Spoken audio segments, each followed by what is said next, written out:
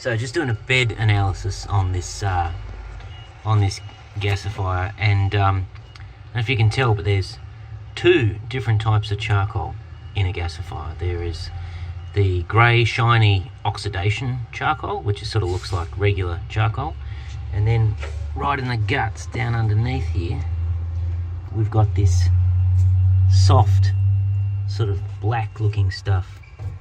Now that is reduction charcoal. It's got that dusting of fine dust, of fine carbon dust on the outside of it.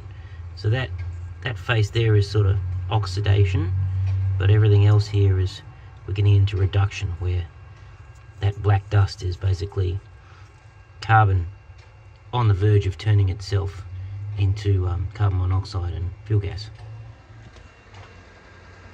You want to see a core down underneath these nozzles, a few inches down, of that black stuff. That's what you want to see.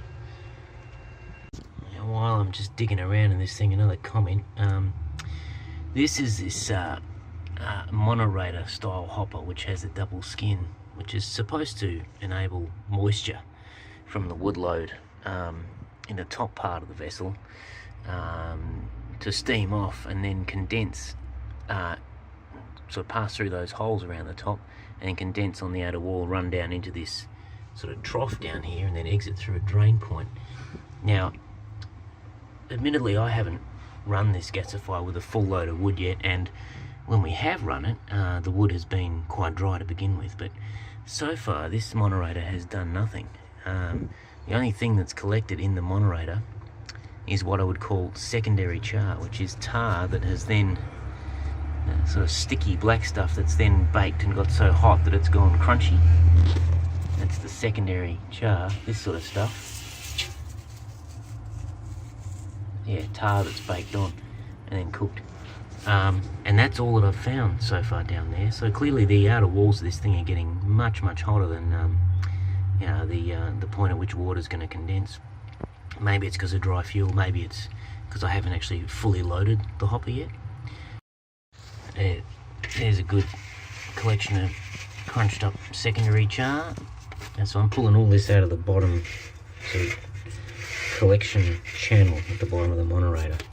Just crunchy stuff. And some places you can actually see the sheen, the glossy sheen of the surface of it, where it's still intact. With the heart sort of fully dug out down to the choke plate, you can see it's still a good gravelly size down in there. But the choke plate shows no sign of any thermal stress at all, which suggests to me that pulling it up by, I don't know, a centimetre probably wouldn't hurt. So that's what we're going to do. This has been sealed in, by the way, with muffler putty, exhaust cement.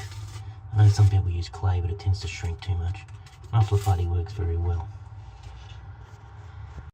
So here's the choke plate removed.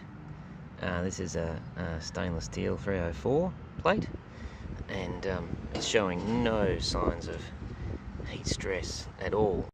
Right, so there's what lies below the choke plate, and those four nuts that are sort of pointing at the camera, I can only see two of them are buried.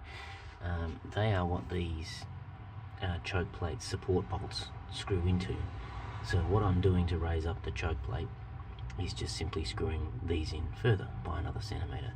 And by the way, just looking at that thread here, we are going to have a conversation about spooge.